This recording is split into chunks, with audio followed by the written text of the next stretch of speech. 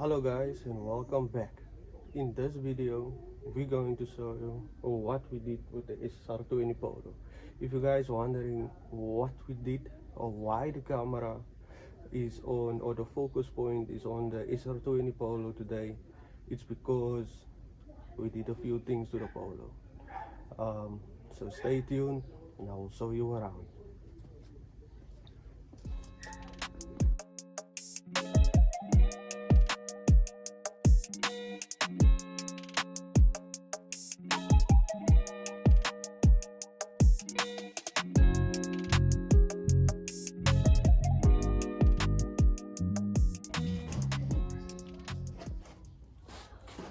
So as you guys know, this is my personal SR20 or my personal vehicle that I love to do shit on.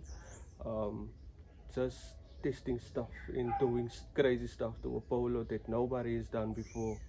But we sold the motor and we bought a new motor and it's already fitted.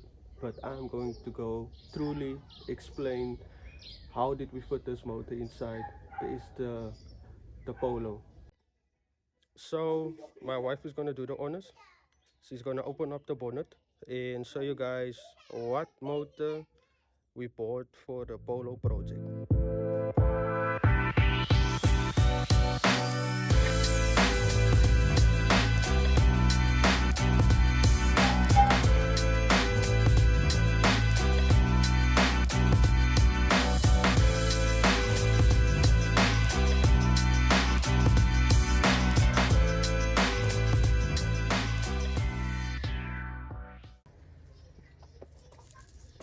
So as you guys can see, we settled with the K series motor, but this isn't the Type S or something like that.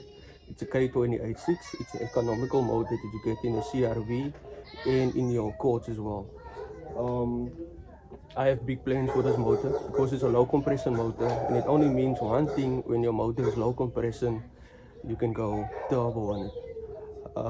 So yeah, I will explain you truly how did I fit this motor, what was the issues, what you have to look out for, and all of that stuff. Because this engine bay is very small, and luckily for me, I did already fitted SR20 motor in here, so that side it was already fabricated by me when we fitted it. But now the problem is on the gearbox side as well.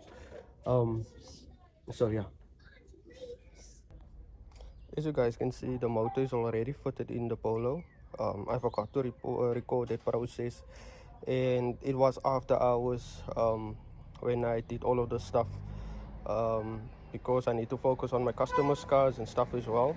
I'm just taking a bit advantage now because the Cape Town weather is not um, so good right now. It's like flipping cold and it's drizzling and all of that stuff. Um, yeah, we did the custom mounts so far, the engine side and the gearbox side. I want to rebuild the gearbox sides one maybe. As you guys can see here, the spoiler has been cut before we did this engine swap, because your SR20 motor, it's wider. Yeah, it's wider, so we needed to accommodate this here for the spoiler, but the side is reinforced. As you guys can see here on this side, I needed to cut the pillar post here. I need to reinforce that as well. As you guys can see, to my clearances on your gearbox side. So when you fit this motor, you must make sure your motor is level. The motor is level. You must check your shafts. Like I did it like manually. I checked through here and just check the whole time for the gearbox where the shafts must go in. It's sitting straight perfectly on this other side as well. Yeah, and another issue we had here was the brake booster. You can see the motor is just clearing there. So yeah, but the stuff still needs to be welded up. That stuff, the mount still need to be welded up. I still need to make a mount for here in front. I do have the piping laying somewhere. It's standing right there. And then we're gonna focus on leveling the motor out and make the back mount as well. So in this video I'm just going to do some mock-up stuff because I need to go fetch the pressure plate and my flywheel in Saldanha, because I left most of my stuff in Saldanha when we moved. I didn't think that I will make a K series swap so soon, and yeah. And I know you guys are going to go on like, why did you go K series and this and that. Look, the SR20 stuff that I wanted to do started to got extremely expensive. M3 throttles, adapter, it was injectors, it's a lot of stuff. I needed to get bigger cams for a motor, and everything just costed money. And for me it was easy for a K series box, for a K series motor, because I already have the box, the cables, everything. So it was just to get the motor, make the mounts. I'm going to run sustic management on this K series motor, so yeah, everything will just be easier because I have most of the stuff I do have for the swap. So if you guys want to build your own engine mounts and stuff at home, so I'm using a 5mm plate. That's what I'm using. It's very strong. You can go thicker but not thinner as this, otherwise the plate is going to start flexing and all of that stuff. So yeah, I have 2 more plates laying there in the corner. So yeah, so the front mount, I'm going to fabricate now. I'm gonna bolt a bar in the middle, in front, so that we can support the motor, so that the motor doesn't flex. They call it like a torque something. So yeah, that's what I'm going to do for this video, until we get the other parts. And as you guys know, the Polo, they're using a bone. It looks like a bone at the back for the back mounting. That's also in Saldanha, so I need to go fetch that as well.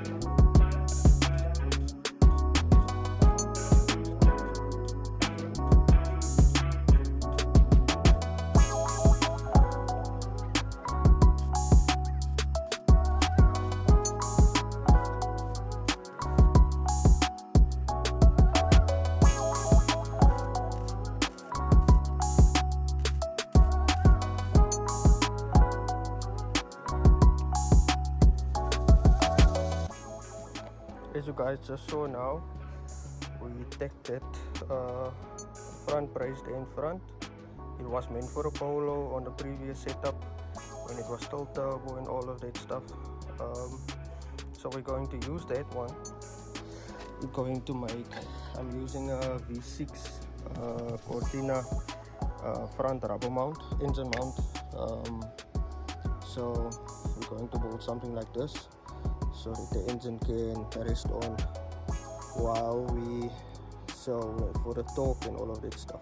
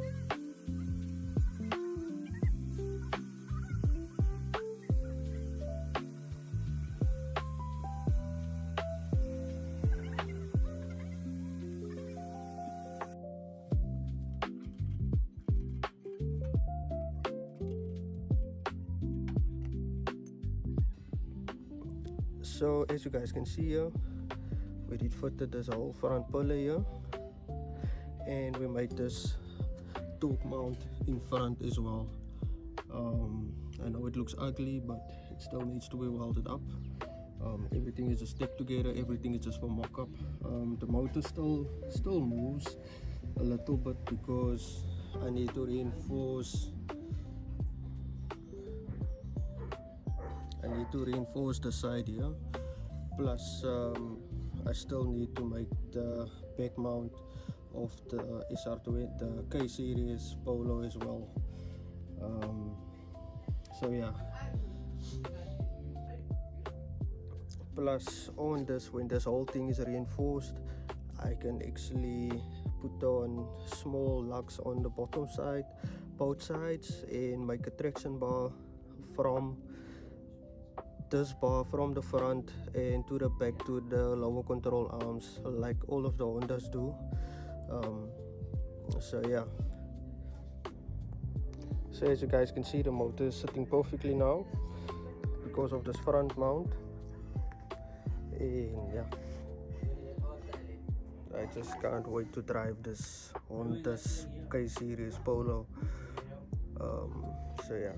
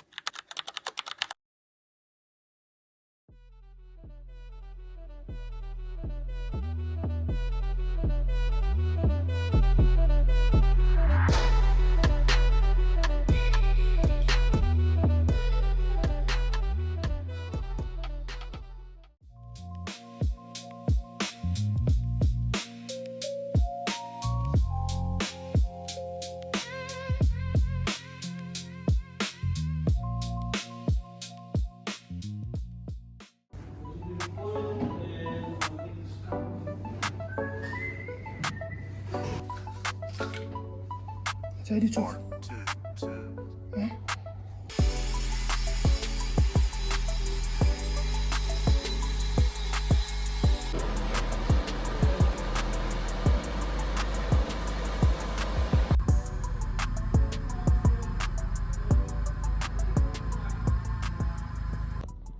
So this will be part 1 of the K series Polo build.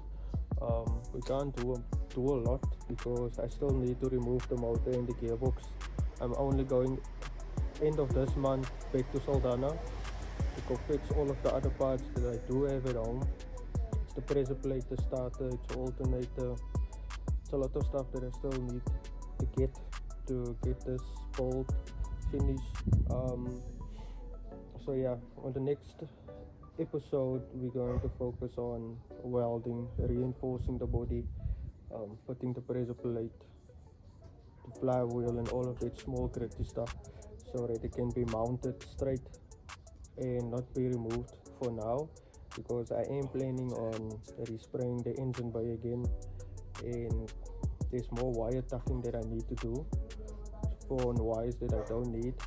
So yeah, if you like this video, please give it a like, comment and subscribe.